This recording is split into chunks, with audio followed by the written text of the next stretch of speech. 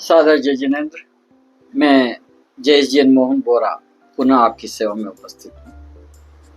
दोस्तों, आज हम बात करना चाहेंगे कि जो ग्रुप में सचिव होता है उसके क्या लायबिलिटीज हैं, रेस्पॉन्सिबिलिटीज हैं, ड्यूटीज हैं और उसके क्या अधिकार हैं, इसके ऊपर हम आज चर्चा करना चाहेंगे। दोस्तों, आप जैसे जानते हैं कि सचिव एक बहुत ही महत्वपूर्ण पद होता है किसी भी ग्रुप का। वो एक तरह से मेरे शब्दों में अगर मैं कहूँ तो ये एक रीढ़ की हड्डी होता है। तो ऐसे में सचिव के जो मुख्य कार्य हैं उसमें से सबसे इम्पोर्टेंट काम होता है सूचना का आदान प्रदान करना। कोई भी सभा हो, कार्यक्रम हो, उससे पहले व्हाट्सएप के माध्यम से, पत्राचार के माध्यम से, फोन कॉल के माध्यम से सभी सदस्यों को सूचित करना होता है कि फलां कार्यक्रम है, फलां तारीख का है और उसमें उनको आना है। उसके साथ में उसका फॉलोअप भी अपने आप में एक बहुत ही इम्पोर्टेंट जिम्मेदारी है एक सचिव की। ये जिम्मेदारी वो डेलीगेट भी कर सकता है, किसी भी सदस्य के द्वारा वो फोन कॉल करा सकता है, मैसेजिंग करा सकता है, लेकिन मेन जो ड्यूटीज है, जो जिसकी जिम्मेदारी है, वो सचिव की ही होती है।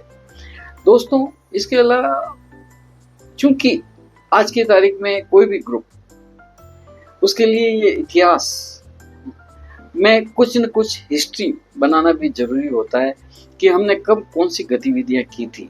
तो इसके लिए सोशल मीडिया हमारे लिए सबसे अच्छा आज की तारीख में साधन है। इसके लिए WhatsApp, Instagram, Facebook, YouTube,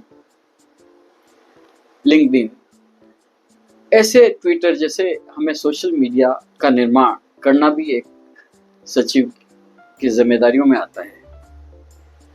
WhatsApp तो आज की तारीख में डे टू डे वर्क करता ही है, लेकिन दूसरे जितने भी सोशल मीडिया है वो एक हिस्ट्री का काम करता है कि कब कब हमने क्या प्रोग्राम किए थे, उसकी जानकारी, कौन से साल में हमने किसके अध्यक्ष और सचिव कार्य में हमने ये कार्य किए थे, उसका भी हमें जानकारी मिल जाती है। और उन कार्यक्रमों को देख के हम नव सृजन, एक वन स्टेप अहेड कैसे अच्छे कार्यक्रम करें, उसकी भी हमें एक जानकारी मिलती है कि हमें क्या करना चाहिए। दोस्तों, कोई भी कार्यक्रम हो, बड़ा हो या छोटा हो, सचिव का ये महत्वपूर्ण ड्यूटी है कि संस्थापक अध्यक्ष और अध्यक्ष के साथ मिलकर उस कार्यक्रम को एक रूपरेखा तैयार करें। कब करना है, कैसे करना है, किस तारीख को करना है और किस बजट में करना है, ये सबसे पहले वो संस्थापक अध्यक्ष और अध्यक्ष से मिलकर इसकी वार्ता करता है और कार्यक्रम निर्धारित करता है। और उसके लिए, उस कार्यक्रम के निर्धारण के लिए, उसके लिए वो उसको आवश्यक है कि वो ऑफिस बियरर्स की एक मीटिंग बुला ले, एग्जीक्यूटिव कमेटी की एक मीटिंग बुला ले और उनको बताए कि हमें ये कार्यक्रम करने हैं, किस ढंग से करने हैं, सारा समझाएं। और अगर वो कार्यकारिणी सदस्य या ऑफिस बियरर्स कोई सुझाव दे और अच्छा तर्कशील सुझाव हो तो उसको स्वीकार करके अपने कार्यक्रम में उसको डाले। ये सचिव के काम है। दोस्तों, कोई भी अच्छा सफल कार्यक्रम तभी हो सकता है जो वो वेल प्लान हो। इसके लिए सूचीबद्ध चेकलिस्ट इसकी सबसे इम्पोर्टेंट बात होती है कि किसी भी कार्यक्रम के लिए हमें क्या साधन चाहिएंगे, क्या व्यवस्थाएं चाहिएगी, ये पहले सूचीबद्ध कर ले, चेकलिस्ट उसकी बना ले और कार्यक्रम से पहले उन साधनों का, सामानों का, उनकी व्यवस्था करे और उनको उचित स्थान पर रखे, जिससे कि कभी भी कोई भी सामान हो उसको ढूंढने में हमें कोई तकलीफ नहीं हो, कार्यक्रम के दौरान हमें कोई भाग दौड़ न करनी पड़े। ऐसी व्यवस्था हमें करनी चाहिए जिसमें माइक व्यवस्था, साउंड व्यवस्था, ये भी अपने आप में इम्पोर्टेंट है। दोस्तों, एक छोटी सी बात मैं आपको करना चाहता हूँ कि बहुत सी बार साउंड सिस्टम तो बहुत अच्छा लगा लेते हैं, लेकिन जो माइक होता है उसके सेल कमजोर हो जाते हैं, कार्यक्रम बिगड़ जाता है। इसका भी माइक्रो लेवल पे इसको देखें। ये मेरा उदाहरण है आपको। अगर आपने कोई कल्चरल प्रोग्राम निर्धारित किया है दोस्तों, तो उसके लिए एक अलग सी तैयारी करनी होती है। अच्छा कैंडिडेट का चयन उसके लिए सबसे इम्पोर्टेंट रोल होता है। तो अच्छे कार्यक्रम के लिए अच्छे कैंडिडेट का चयन करना सचिव के दायित्व में आता है। दोस्तों, अगर यही कार्यक्रम किसी जोन लेवल का है, रीजन लेवल का है या फेडरेशन लेवल का है, तो उसी के जो जोन, रीजन या फेडरेशन के जो दिशा निर्देश है, उसके अनुसार हमारे को कैंडिडेट का चयन करना चाहिए कि उसके लिए वो काबिल रहेगा या नहीं रहेगा। क्यों कि बाहर जाकर वो हमारे जेजी का जो है वो आपके ग्रुप का वो मुखड़ा बनता है। दोस्तों, एक बहुत ही महत्वपूर्ण बात मैं बताना चाहता हूँ यहाँ पे कि बहुत से जो भी कार्यक्रम होता है उसमें एंकर, मास्टर ऑफ सेरेमनी की बहुत इंपॉर्टेंस रोल होता है। तो मास्टर ऑफ सेरेमनी का चयन बाहर से किया जाए या ग्रुप के अंदर से किया जाए, ये एक पॉलिसी मैटर होता है किसी भी ग्रुप का। अगर हमने किसी ग्रुप के अंदर से ही हमने मास्टर ऑफ सेरेमनी किया है तो उसको उचित तैयारी करानी चाहिए। और अगर हमने बाहर से किसी एंकर को हायर किया है तो उसको 2 या 3 दिन पहले, कार्यक्रम से पहले उसको बुला लेना चाहिए। उसको पूरा जो कार्यक्रम है, हमारी रूपरेखा है, उसको समझाना चाहिए। उसकी सूची क्या होगी, समयबद्धता क्या होगी, उसको अच्छे से समझा देना चाहिए। और मेरा तो यहाँ तक ये सुझाव रहेगा कि उस जो भी एंकर हमने बुलाया है, जो कि हमारा मास्टर ऑफ सेरेमनी होगा, यानी कि एक तरह से वो कार्यक्रम का मुखड़ा होगा, फेस होगा, उसका टेस्ट भी कर लेना चाहिए कि उसकी आवाज़ क्या है, क्या वो हमारे समयबद्धता के अनुसार कार्यक्रम कर पाएगा, जो हमने सूची दी है उसके हिसाब से वो कार्यक्रम कर पाएगा, आवाज़ उसकी कितनी मीठी है, उसका भी उसको ध्यान रखना चाहिए। दोस्तों, ये बहुत ही इम्पोर्टेंट छोटे छोटे पॉइंट है, लेकिन हमें इसका ध्यान रखना चाहिए। दोस्तों, एक बात में, कोई भी कार्यक्रम हो, उसकी सफलता इस परिणति पे यानी कि कंक्लूजन पर निर्भर होती है। कोई भी कार्यक्रम हो, अगर उस कार्यक्रम की सफलता का मापदंड अपने लेना है तो हमें उसका कंक्लूजन, कार्यक्रम अच्छा हुआ है, परिणति अच्छी हुई है, तभी उसको सफल माना जाएगा। अदरवाइज उस कार्यक्रम को हम नीरस कार्यक्रम कहेंगे। क्या कहेंगे? नीरस कार्यक्रम। ये दोस्तों बहुत इंपॉर्टेंट बात है।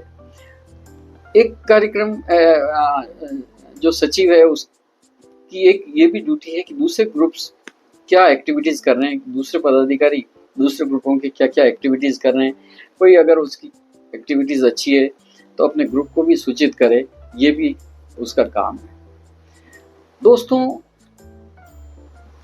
ग्रुप्स में सभी सदस्यों की बर्थडे आती है, मैरिज एनिवर्सरी आती है, तो उसको पर्सनली कॉल करें, ग्रीटिंग्स करें, और संभव हो तो पर्सनली उनके घर जाके विथ स्पाउस जाएं।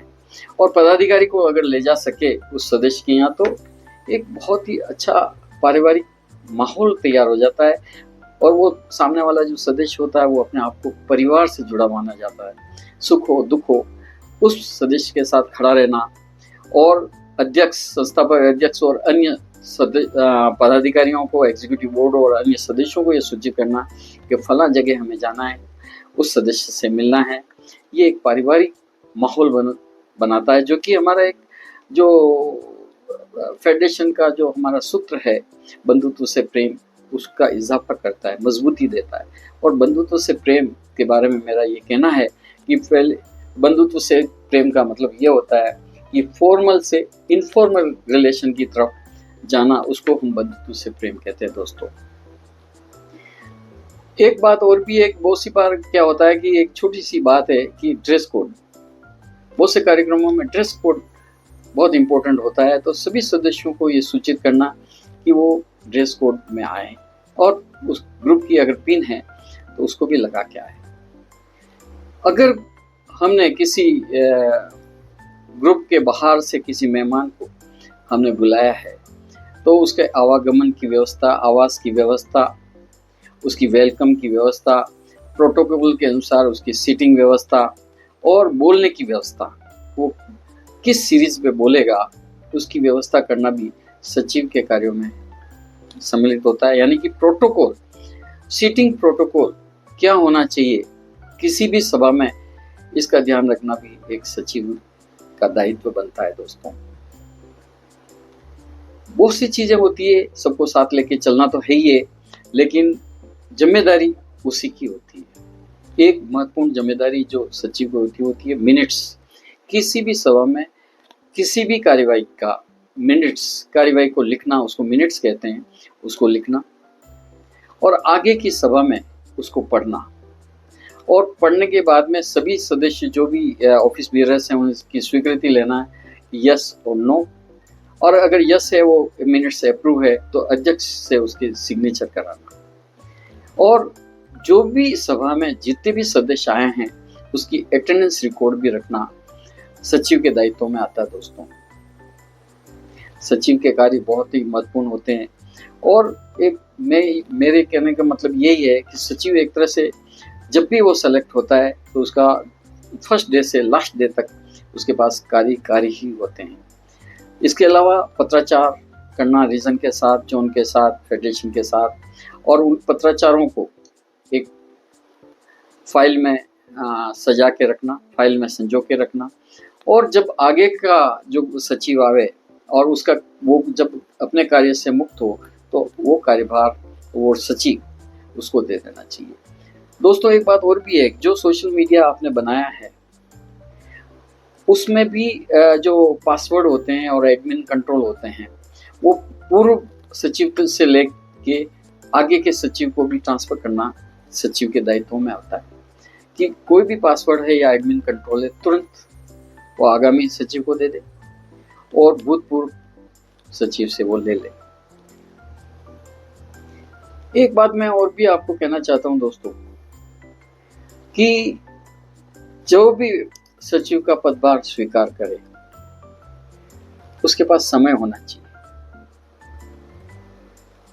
और उसके पास ग्रुप की गतिविधियों के बारे में पूरी जानकारी होनी चाहिए, और उसको फेडरेशन के बारे में, जोन के बारे में, रीजन के बारे में, उनके कार्यकलापों के बारे में, और विशेष तौर से ग्रुप के कार्यक्रमों के बारे में उसको अच्छे से जानकारी होनी चाहिए।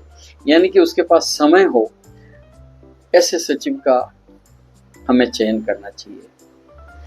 और एक बात ध्यान रखिए, जो भी सचिव पद पे हैं उसके कार्य की समीक्षा होती है, और अगर वो सचिव सफल है तो उसका प्रमोशन कोई नहीं रोक सकता दोस्तों। बहुत बहुत धन्यवाद। जाते जाते मैं बात एक ये भी बताना चाहता हूँ, सचिव के दायित्वों में एक दायित्व ये भी होता है कि जो रीजन की फीस है वो समयबद्ध निर्देशानुसार जमा कराए, और फॉर्म ए और बी जो कि फेडरेशन से संबंधित होता है उसको समय के अनुरूप भरे, फेडरेशन की फीस जमा कराए और सूचित करें, और फॉर्म ए और बी भरकर उनको समय के अनुसार उसकी पोस्ट करें, ईमेल करें। ये भी सचिव के कार्यक्रमों में आता है दोस्तों। और सचिव क्या होता है इसके बारे में आपको जानकारी मिली। जय जिनेंद्र, मोहन बोरा।